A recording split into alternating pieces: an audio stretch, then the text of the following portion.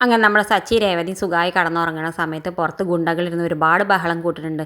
പാട്ടൊക്കെ പാടുന്നുണ്ട്. ആ സമയത്ത് സച്ചി പറയുന്നുണ്ട്, ഞാനൊന്ന് പോയി നോക്കട്ടെ, ആരാന്നൊന്നും പോയി നോക്കട്ടെ, എന്തിനാ അവരിങ്ങനെ ബഹളം കൂട്ടണം, നമുക്കൊന്ന് ഉറങ്ങണ്ടേ എന്നൊക്കെ പറയുന്നുണ്ട്. രേവതി ഒരുപാട് തടയുന്നുണ്ട്, വേണ്ട സച്ചിയേട്ടാ, വേണ്ട സച്ചിയേട്ടാ. രേവതിക്ക് മനസ്സിലായിരുന്നു അത് ഗുണ്ടകളാണെന്ന്.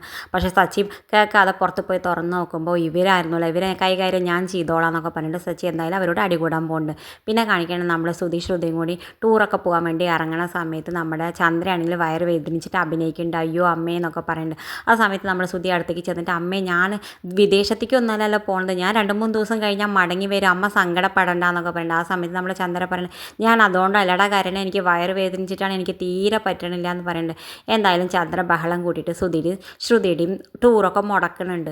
പിന്നെ കാണിക്കുന്നത് നമ്മുടെ രേവതി ഒറ്റയ്ക്കാന്ന് മനസ്സിലാക്കിയിട്ട് സച്ചി പുറത്ത് പോയിന്ന് ഗുണ്ട മനസ്സിലാക്കിയിട്ട് വേഗം ഗുണ്ടകൾ വാതിൽ വന്ന് തട്ടുന്നുണ്ട്. രേവതി സച്ചിയാണെന്ന് വിചാരിച്ചിട്ട് വാതിലൊക്കെ തുറക്കുന്നുണ്ട്. അപ്പോൾ മനസ്സിലാവേണ്ട അത് ആ ഗുണ്ടയാണെന്ന്.